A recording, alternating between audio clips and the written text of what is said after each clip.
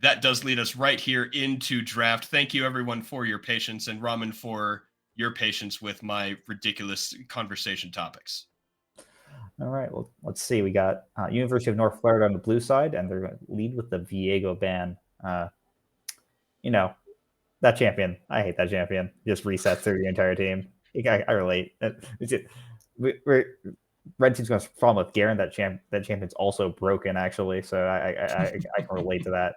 Syndra ban for Swain ban and Jinx ban. So we're seeing on the side of North Florida just taking out some nice power picks. Jinx for the hyper scaling, Viego for those pick comps. So see what happens. And finish off with the Seraphine ban. Okay. Okay. Well, Do we lock this in? Alawi's hovered on blue B1. That champion is maybe not as good blindable, but we'll see how Washed Up OG's response to that if they do lock it in. They're not changing anything else. Let's just B1 Okay. Alawi. Okay. So we'll see. Okay. Garen's banned out on the side of red side, so you can't pick Garen into Alawi. No, we're gonna walk Malphite. I like the answer here though, because Alawi is one of those champions you don't want to. Oh my gosh, that just went really quick. You don't want to go and fight an Alawi. So you pick a champion like Malphite or someone or like Ornn or someone who doesn't want to go in and fight, because if you're within the tentacle range, you're giving Alawi the advantage. So you're picking a champion who will be relevant in the team fights later, who doesn't necessarily have to have a big laning presence. So the Malphite is a great answer, and top lane is going to be a lot of test of spirits from Alawi and some poke in that way. But it's just going to be wave clear coming out of El Cuno on the Malphite. And in the time it took me to say what I felt was a pretty brief explanation, we're already done with the second half of bans and the picks. People are just Whatever. insta locking everything. Out as they're going through these teams. There's a Volibear ban, Yasuo ban, Silas ban, a lot of mid lane bans to the side of University of North Florida, and that's going. And we got Vagar into Oriana in the mid lane. It looks like we got the lovers duo in the bot lane, Zyrocon on the side of Washington. OG is really playing into a Varus Soraka, it appears. All So that's right. what do you think of the That draft? That was quick. it explains why we had so much filler time. There was a third party draft tool that was used, and so this was just the cut through the timing there. So thank you guys for again your patience. But what this does mean is we only get our 3.5 minutes of spectator delay to discuss the draft. And please excuse me, I had a cold starting on Monday night, and I'm starting to lose my ability to speak, so I need to hydrate a little bit.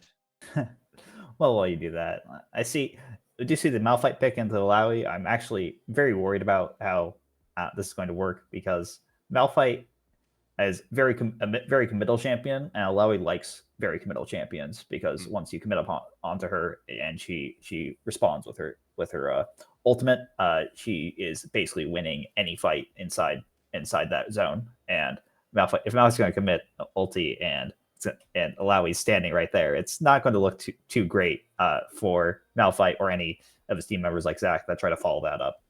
Mhm. And there are very few champions like Alawi that have that little zone. And like you said, once that ultimate comes out, you have to either all back out and wait for it to go, or you have to all 5 man it and just with healing cut to take her down. And so I like the unique pick there for Slingshot, and I hope it works out for him because Alawi is a really entertaining champion to watch. But elsewhere around the map, the mobility of the junglers is an interesting thing to bring up. While Zach has more freedom in his movement, I think that Amumu has more frequent movement if he lands the bandage toss, and he has a little bit better lockdown. Zach has knockups, but he doesn't have the roots or the stuns. And so if Mike can land these big impactful spells, it will set up for a really big wombo with the Oriana Shockwave plus the oh shoot, Grasp of Despair. It's Curse of the Sad Mummy, are you thinking? The Chains of Corruption from the Varus. Yeah, the Curse of the Uh, Sad Mummy is going to set it up, yeah. but so much lockdown and so much damage coming out of the side of the University of North Florida. I think that that's a great wombo waiting to happen. And all the while, Alawi wants to build Hullbreaker and split push anyway. So in my opinion, that's a great composition. You've got two sources of defense for the Varus. You've got great peel for him as well. And then Alawi, again, wants people to come fight her. And so the University of Florida has a pretty solid composition there. Yeah, Amubu's engaged looks a bit hard to disrupt on the side of washed up OGs. There's not necessarily great responses to it. Xayah can obviously dodge engage, but Veigar's gonna have his cage is on delay, so it's gonna be hard to stop Amubu's bandage shots with something like Event Horizon, and it'll be a little hard. We have some pretty hard engage frontliners on the side of washed up OGs, but maybe some carries that aren't quite as willing to commit as hard onto that team, especially with that huge wombo that they'll be walking into. So speaking of the Event Horizon from the Veigar, I was reminded the other day that it used to be an instant cast instead of that delay. Do you remember that? Ooh, that was disgusting. Landing in the Veigar was disgusting when you used to be able to do that, because if you understood you knew exactly how the geometry came down, you would instant stun people and full combo them. It was, man, especially when you had like 1,000 AP. Used to get AP a little bit slower back in the day as well, but it was still disgusting.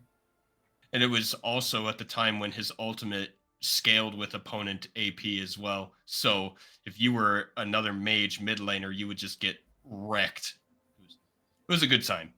So scaling, in my eyes, is on the side of the washed up OGs, right? Veigar is one of the highest scaling champions in the game. Xayah gets really, really strong later in the game, and Malphite will become untouchable by the Varus and the Alawi by the late portions with all the armor he has. So I think that's something that the washed up OGs can put in their bank account and say, hey, at least we scale. But the Lover's Lane was designed to be strong together, right? You have the extra range on the jumps, and you get Xayah's W on Rakan if he's close. So it's so much fun to watch those interactions and to see these two champions stick together. Yeah, we're seeing washed up OGs try to get that ward into the bot side jungle. They're going to get it, so they're going to have eyes on the enemy jungler and have a good idea of what their pathing is like. We don't see the map right now. I'm certainly curious as to where the junglers are deciding the path, if they're deciding to full clear to top or bot lane. In this case, since top lane we've got Malphite, and we're seeing both junglers start top side, which is going to be which makes sense if you're not really trying to gank Malphite or something like that. That's a priority spot lane here. Oh my gosh. We're seeing a big trade from the side of washed up OGs. The active from Xayah's Deadly Plumage carries over to Rakan, and the add damage there is really quite impressive at level 1. Yeah, we just saw it, and I just talked about it. I'm actually really, really happy that's how that turned out, because it's a big deal. And it's so entertaining to see how that works. And what we just saw on top lane is exactly what's going to happen on top lane. But yeah, Grand Andrews just landed on the key in the bot lane, and the Blade Collar is going to land as well. Ignite comes out as well. Barrier is going to keep him just barely alive paired with Flash, and very nice level 2 engage there from the side of washed up OGs. Soraka was not able to heal that much in that engagement, but he's still alive. There might be some more fighting down there. Another attempt at engaging in there, but Soraka's keeping Key alive here now that they're level 2. Can use that Astral Infusion to keep him a little bit healthier, and looks like because the engagement connects, that bot lane might be actually in a bad spot now, since Fallen Time took a lot of damage to try to finish off that kill. But we do see Sona Arcade walking down to the bot lane. Dax coming down though. No flash on Valentine. No flash on- He's not going to be able to follow it up. Yeah, Elastic Strikes hit, and First Blood goes over to Snowdown Arcade. A really nice choice there to skip the blue buff, skip the Gromp, so, you know, bot lane burned Arberus' flash, and Soraka's summers are down as well now, so we are very vulnerable bot lane, very vulnerable to these engages from Zac. With the amount of range that Elastic Slingshot has and the crazy angles he can come from, it's very similar to how the Vel'Koz had to play in game number 1. This Varus has to be so careful, needs to understand where the enemy jungler is if he wants to survive, because if he's not careful and he doesn't have that flash, he is a dead guy. Like, there's no way around it. And the other mistake is, even when you think about a champion scaling, Xayah is very strong with those feathers, with that feather call at the very beginning of the game. Because if she can get that root, that's an extra spell. Like, if you really think about it, she has 4 spells. Because she has the Q that throws out the feathers, the E that pulls them back, but the root is a condition, and so it acts as an extra spell. And here we go again. So we see the Snow Arcade. Still bot lane, hasn't even recalled yet. Big Gromp came back, and Amber Dragon's going to be looking for that ward there, but unfortunately, with now out flash, he can't do it. And Zac's going to pick up a kill for his bot lane there. Just a little bit cheesy gank behavior there to even push that lead further in the bot lane.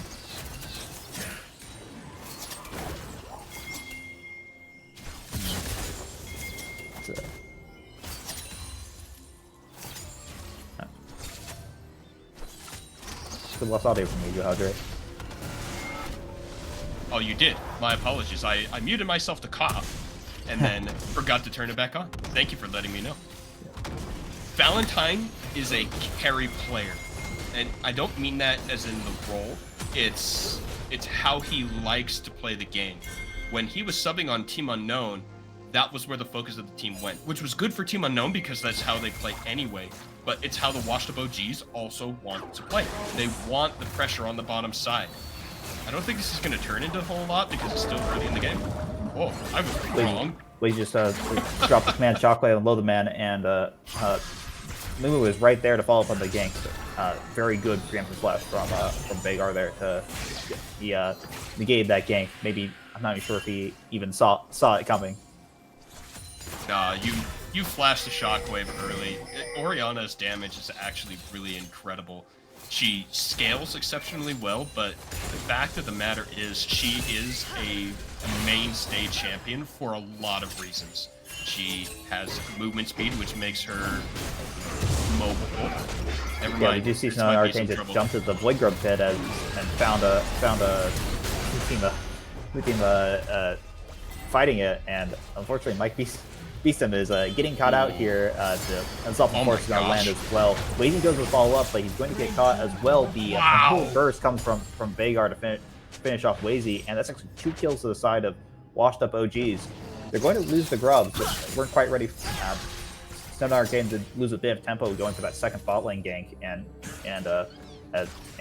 University of Florida is able to pick up the Void Grubs, sneaking under them, but just slow enough that they actually end up giving up some kills. And you do see the Zacs taking the blue side blue buff as compensation. So let's see if there's time enough to say this.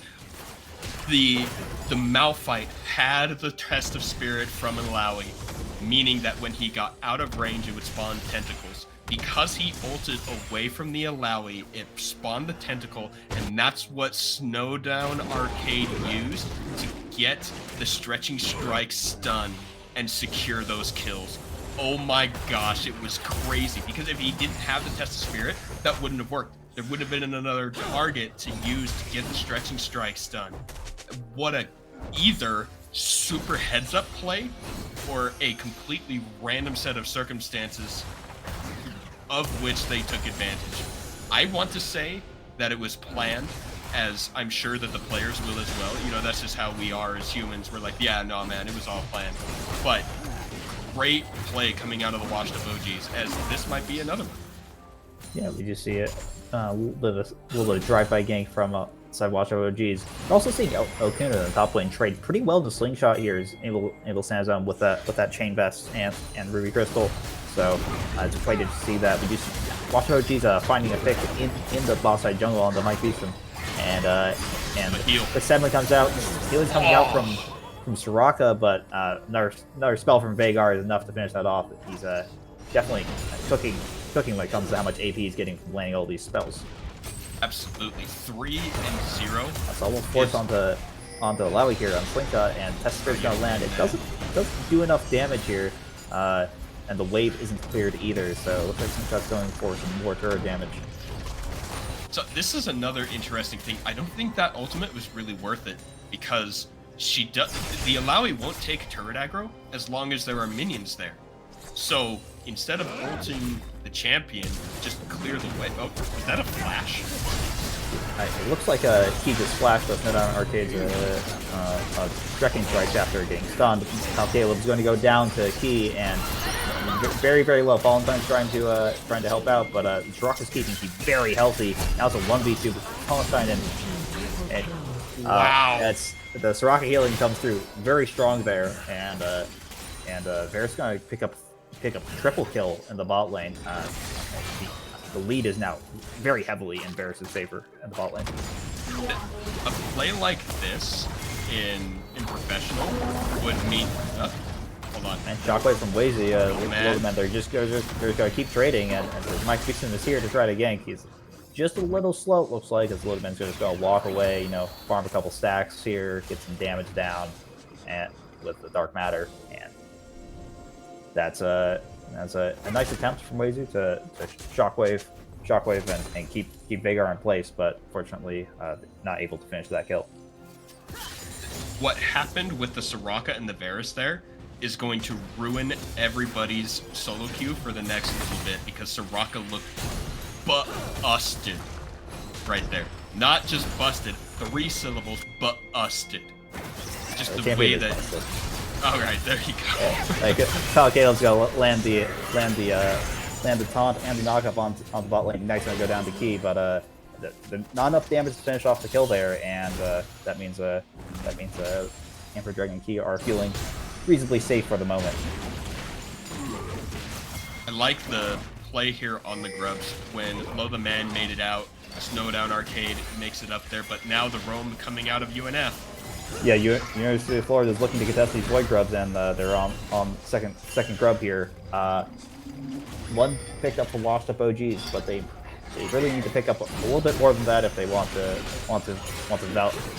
negate the Void Grubs, the power from these Void Grubs. And fortunately, as they get that means Key is hitting the bot lane turret. He's got no flash, no Psalms here, and Rakan's not going to quite connect that engage, so no worries there. So it's fighting Slink on the bot lane. Oh my god! Like I said, this is exactly how this is going to be, and it will never change. Lazy's caught in the mid lane, sucking the Event Horizon, and try to Shockwave way out of there. Darkrai was trying to get the kill over there, but now we see an Unstoppable Force from Kuno. He's going to ult and then flash away to get outside of that Test Spirit. Kills the attention, but wasn't ready for that. It is got a little baited there, I think, from what that visually, but it ended up dying. Yeah.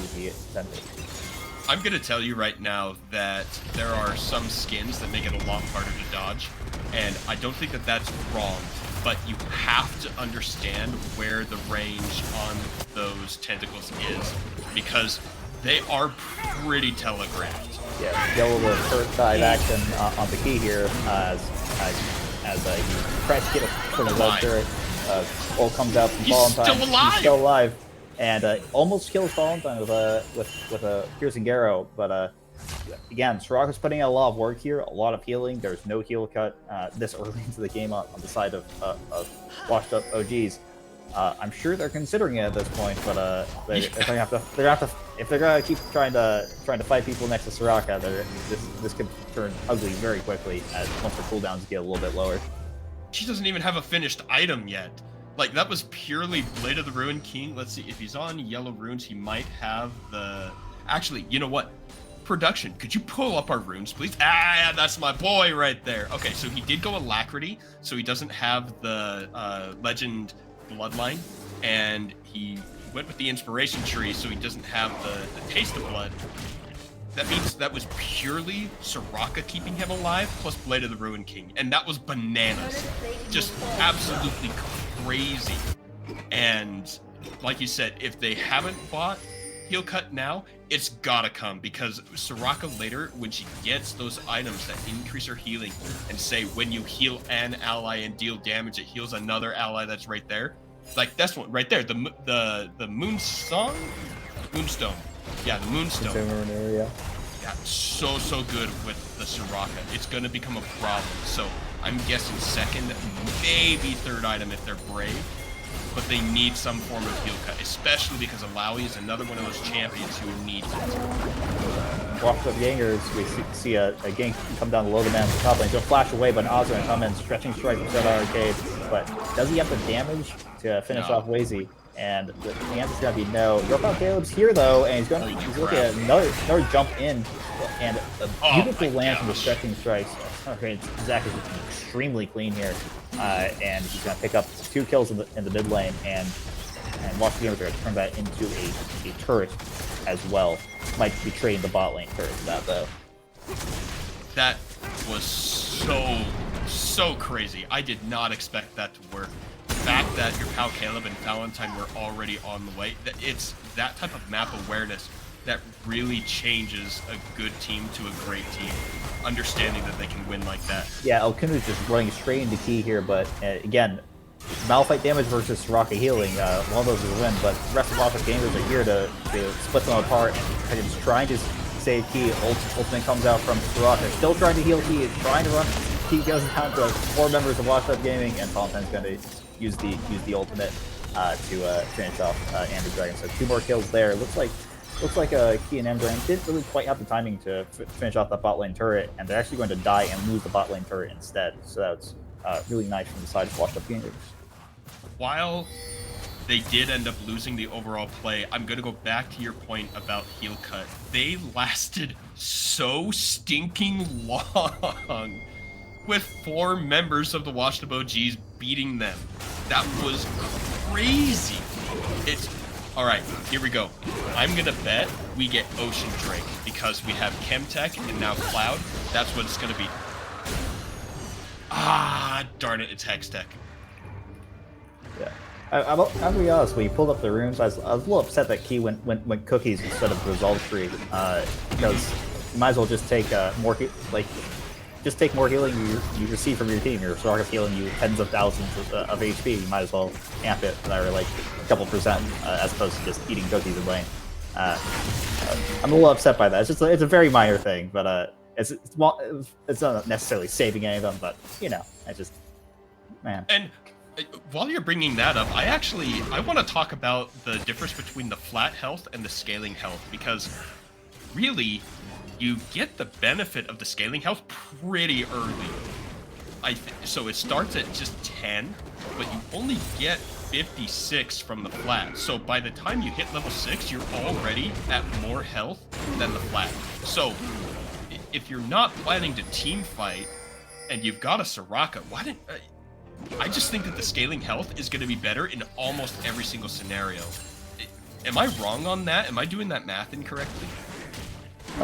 You know, runes are they're minor, but they're important. I think it's certainly something to be more to think about rather than think about on the side of University of Florida on the rune choices. It's sort of specific. You do have the Soraka, you know. There's runes that amplify the Soraka that you can take, and you should think about it at least a little bit. Might not necessarily always change. If you see a dive here from Sonar Arcade, a huge engage on the side of Washed Up Gamers. There's a lot of healing going out of Soraka, but there's actually the CC is too big. Sonar Arcade's going to jump forward again, proccing his passive. Selden Pigeon's ground the ground outside of the inhibitor turret. Shocklight's going to finish off Elkuno and Sonar Arcade. The dive just lasted a little too long. Alawi's here as well, which is very low falling on very well. Flashing forward into the next go over to drop turret aggro. Baltic taking turret aggro again. He's going to die to turret. We are just turret diving all 5 people. Shutdowns are going over to Lazy. He's ignited, 1 HP. He's got a command. He's going to shield himself from the rest of the damage there, and the mid-tier turrets is finally going to fall. What a crazy way to fight over the mid-tier 2 turret. I'm pretty sure my microphone doesn't pick up my clapping, but welcome to PLC, everybody. What was that and why? Yeah, Lodeman's overstayed now. He gets slowed down, and Armor Burst is going to take out T instantly. And Mike Beast is on top of it, but doesn't do damage. Lodeman's getting to space with the Event Horizon, and Mike Beast is like trying to run away, but Sound Arcade's over the wall here. Oh my gosh. Just barely stalling out just long enough to fight, but Sound Arcade is back off base with Caleb. He's coming towards Lazy. Unstoppable Force lands on the Lazy. He's got no more spells, and Shutdown's going to go back to Valentine, so a little bit of sweet revenge from that tier 2 turret fight. Just a lot of weird back timings coming out here that's just causing this fight to keep on going, and we now see Washed Up Gamers pushed up onto University of Florida's side of the map here, and even a little bit around Slingshot the bot lane, so we'll see what they decide to do about that. The fact that they dove so hard on that middle turret makes no sense to me. Like, there was no reason to do that. But they did it, they traded 4 for 4, and then more kills happen. It's just trying to get gold for the sake of having gold, but instead you just push a lane. Yep, Slingshot just ulted, and they're inside the Lally ultimate, and she's healing a lot here, but is it enough? Is it enough? We see another Captain Spirit come out and not quite enough damage, but Amber Dragon's here to heal. Slingshot that basically full HP with two clicks of the ability, and it is a Soraka ulti, but there's Washed Up Gamers are rotating down here. Teleport's coming in, so Hurricane's on the flank. All of Washed Up Gamers are here. They're chasing down University of Florida.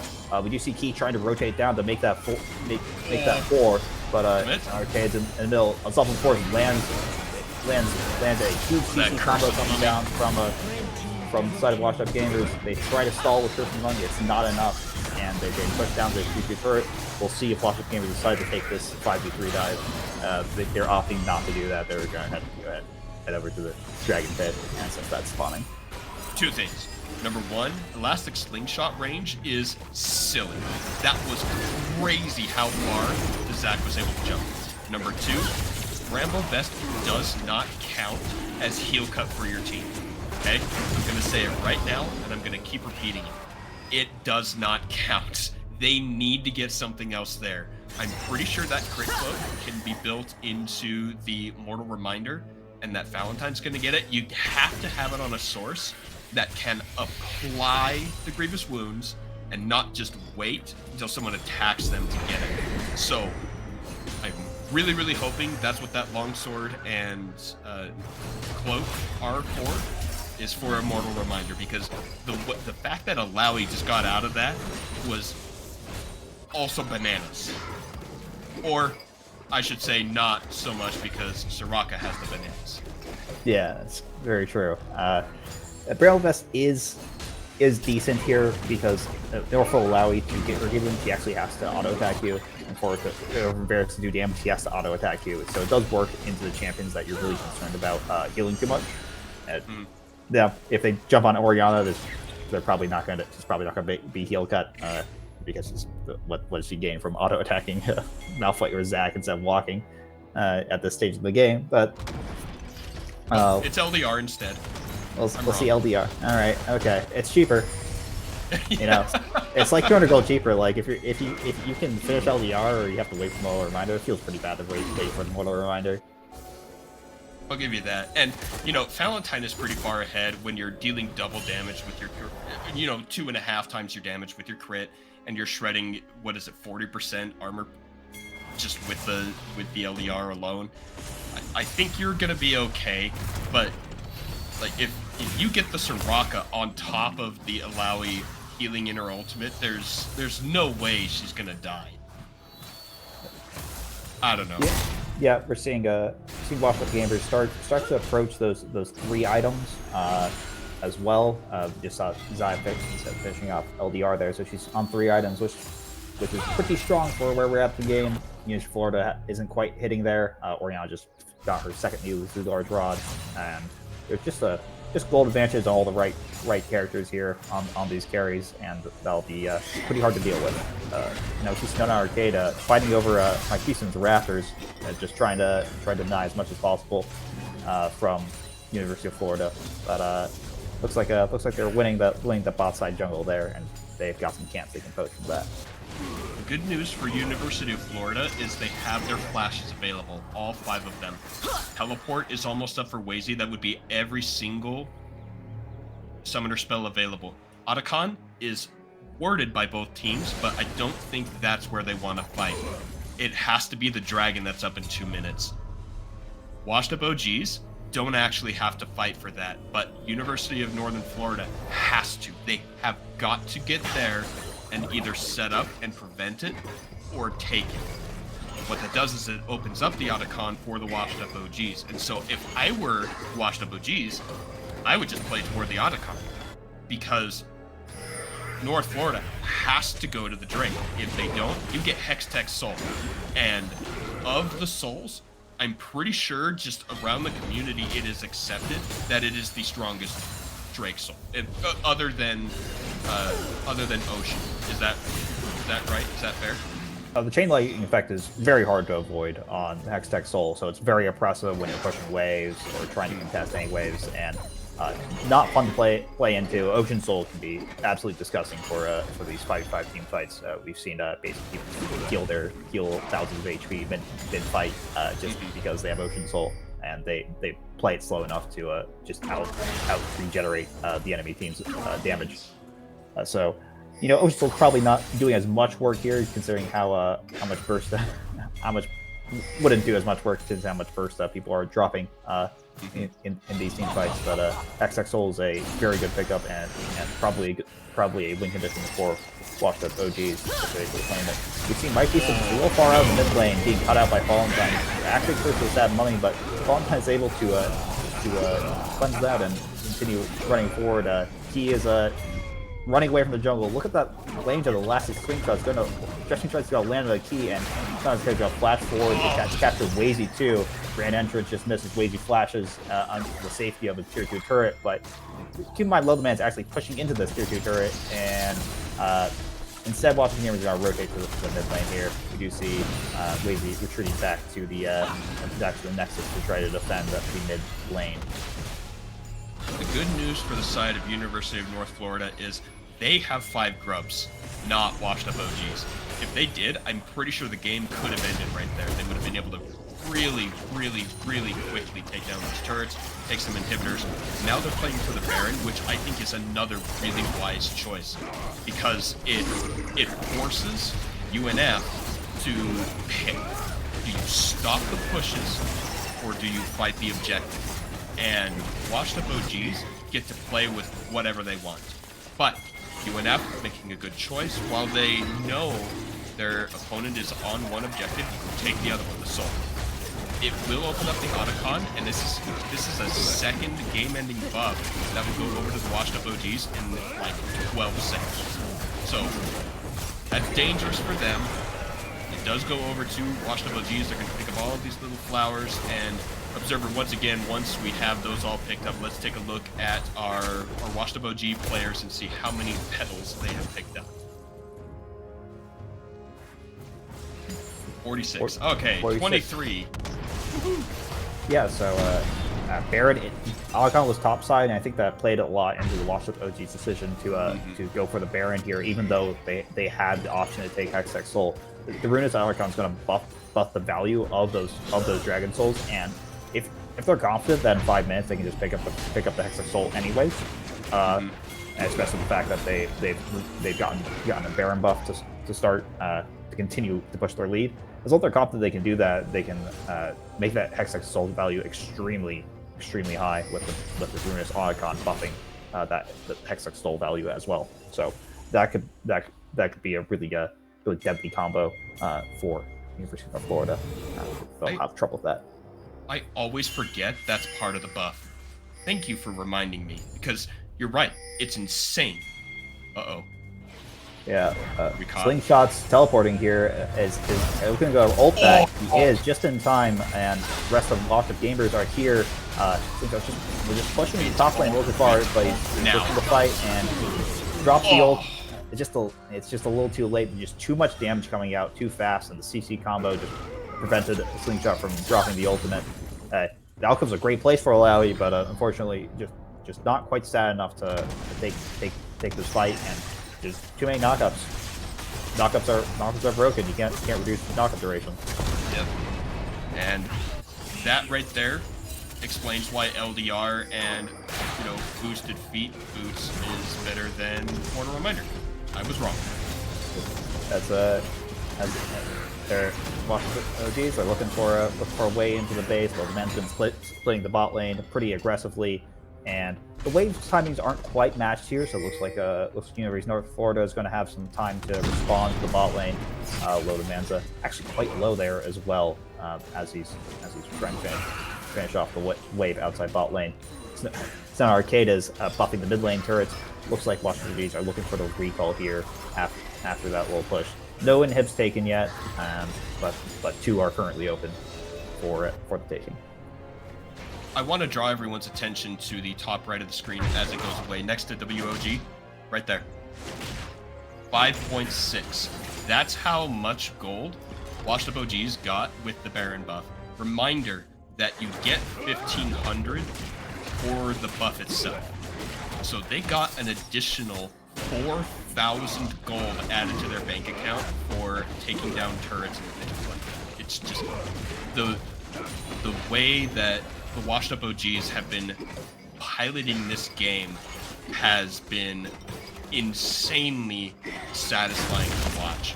The way that they've been able to maneuver and drive and take the advantages that look like disasters.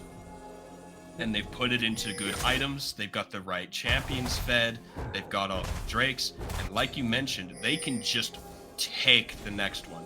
There was no reason to fight on the last one because they had the Baron and Otacon of it. And now that they have the Otacon buff, they have the base broken, they can just camp out for the next minute and 10 seconds and say, come and fight us if you want. And then they get the soul, they get the increased impact, and they just push and win. So, very well done by them. I want to see UNF continue to farm up here underneath their turrets or next to their inhibitors, as the case may be. I think a good Wombo might be able to save their game, especially if they can keep the Soraka and the Varus alive. Mike Beeston just got stunned there in the bench Horizon, so Sun Arcade will follow that up very quick, and Primal Burst is going to finish. It's not even a Primordial Burst, it's just Veigar having too much AP, and he's going to drop instantly. So that's going to open up the inhibs for Washed Up OGs. And let's see what they decide to do with this. They got both mid and bot inhib.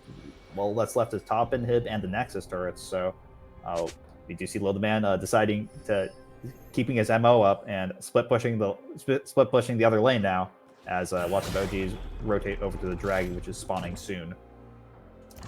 Oh, wrong again. I think they call that caster cursing. When you look at Loda Man's portrait on the far right, you can see that little tiny number 391. That's his passive stack. That means he has almost 400 ability power on top of his items.